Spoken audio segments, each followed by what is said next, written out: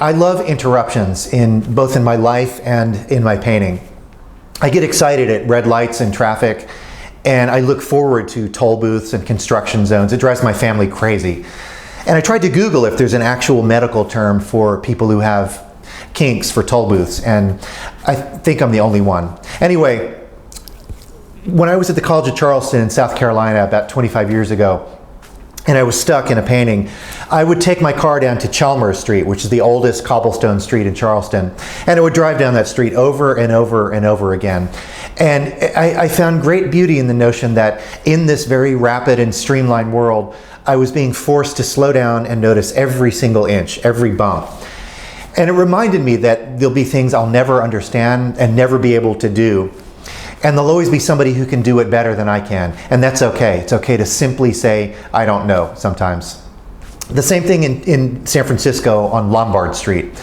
Whenever I'm there, I set aside time to drive on that street because, again, it teaches me about the beauty of interruptions, not about getting from point A to point B, but it's the gap in between, which teaches me a lot about using interruptions in a painting. And you know, a broken line, a shifting color, a fractured plane. Every time the eye is forced to stop and restart in a painting, it hopefully regains awareness and regains lucidity, and in doing so, notices things it may have missed the first time.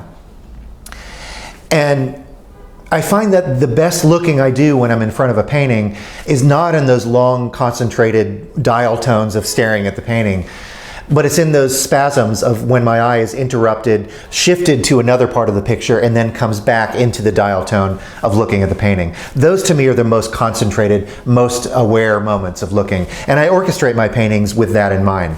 In fact, one could argue that every painting is in some part the very complex, rigorous orchestration of interruptions.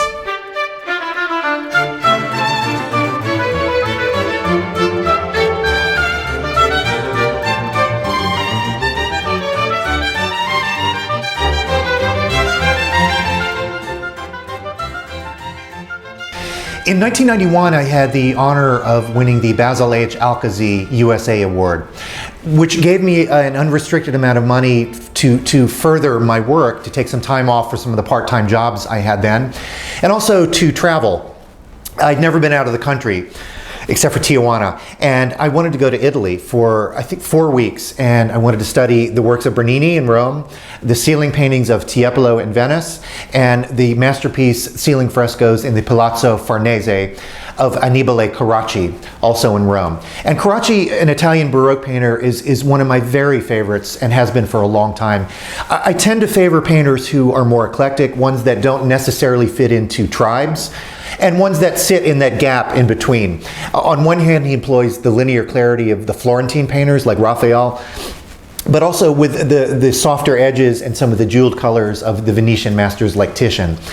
And I remember it was in September of that year, I packed one backpack with a couple of changes of clothes. The rest was sketching materials, gouaches, and a copy of Ovid's Metamorphosis, which I haven't finished yet. And I set off from JFK to Milan. I stayed in a youth hostel that night, and then I went to Grand Station in Milan to take the train to Venice to start my journey. And I remember I was standing on the platform, and this young woman walked up to me and kissed me on the lips and then kept walking away and didn't say a word. So I was excited to be in Italy. And I saved the Rome part for the last 8 days of my trip, and I got to the Palazzo Farnese, which is the French embassy, and the guards told me that it was closed. It was not open to the public. And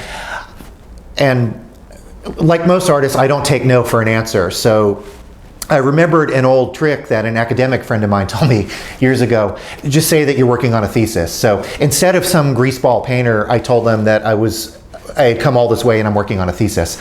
And I've used that line actually in restaurants before, in many museums, and also even to get backstage passes for the Allman Brothers. I don't even like the Allman Brothers, and it worked. We got backstage because I was writing a thesis. And they let me into the galleries for an hour. They cut the lights on for me alone, and I got to stand there in sheer bliss, looking up at these perfectly crafted ceiling frescoes. The proportions were flawless. I could feel them in my bones.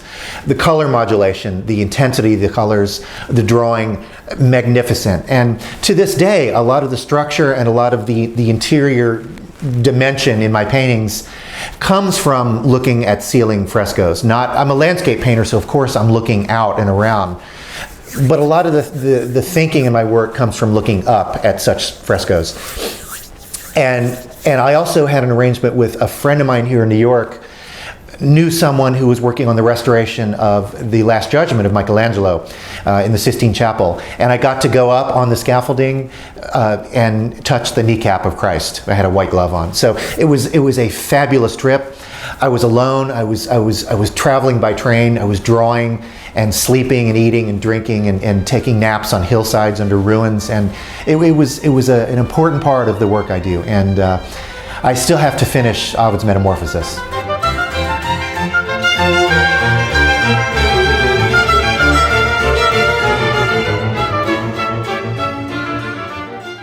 I've been painting for 30 years now, and sometimes I stop and think about the long progression of my work life, of trying to arrive at a voice that is mine and a voice that is clear and true to me. And it's a very long, slow, accumulative, glacially slow process of amassing technical abilities and also living a life of having something to say, of studying, of interacting with people, of traveling if one can do that, but of just experiencing things that all are culled together and all become part of the chowder of one's work. And I remember in college, this is back in the 80s, Bill Halsey, who is considered the dean of abstract painting in South Carolina, told me that in the beginning as a young painter, you don't want to do things to stand out. You don't want to be radical and try to get noticed. You want to blend in. You want to stay below the radar. You want to just work at learning the fundamentals, learning your chops, just like a musician would in a conservatory. You want to learn the chops and be able to later, as you amass all these other things, speak truthfully, concisely in your work. And a lot of painters I look at are ones that demonstrate that trajectory. Someone like Louis Alchemius, a very interesting painter, American painter. I lived from, I believe I want to say toward the end of the 19th century up till I think the 1940s. Who was admired greatly by Duchamp and also by Matisse, but started as a very kind of an unimpressive, nude, still life American academic painter, but later started to become more visionary, a bit more naive in his technique, and also switched to working on cardboard, a lot of the paintings. And for about 8 years, when I was first moved here to New York City, I worked exclusively on cardboard. And so I have a kind of crush on painters who have used cardboard. And another painter who might fall into this category is John Twachtman, the great American tonalist painter, who lived, I think, almost concurrent with Alchemius. He may have been born a little earlier. And he starts, again, studying in the Munich school with the loose, very, very dark and shadowy brushwork, and then moves into the work that we're more familiar with, the tonal, the more simplified and patterned abstractions or quasi-abstractions that we know today.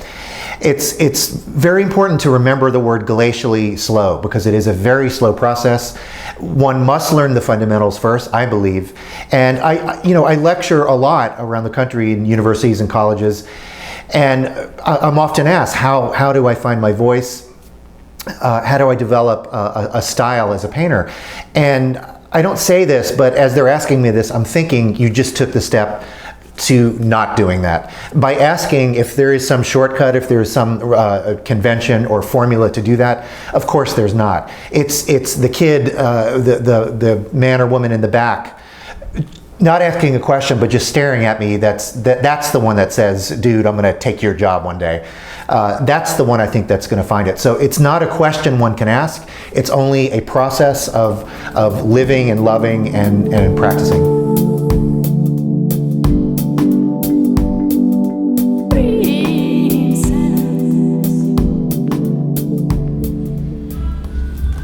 It's April, so let's think about blue a little bit.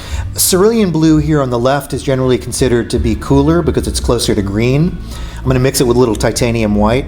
On the right, I have ultramarine blue, which is considered to be a little bit warmer, closer to red. I'm going to mix it with titanium white as well. And Cezanne, as you know, loved to use the color blue to suggest air and space in his paintings, both in shadows and throughout the fabric of his paintings, be it landscape, still life, or figure. Then I'm going to bring these down into raw umber, one of my favorite dulling colors. And on the left, it creates a beautiful atmospheric blue-green color, which I like to, it's akin to some of the French naturalist painters like Dagnan Bouveray. Very seductive, kind of leathery clay color. And then on the right, with the ultramarine and white combination, adding raw umber brings it down into a bit of a grayer taupey color, which to me is the color of the marsh in South Carolina, which is a big part of the formulation of my color sense was that experience.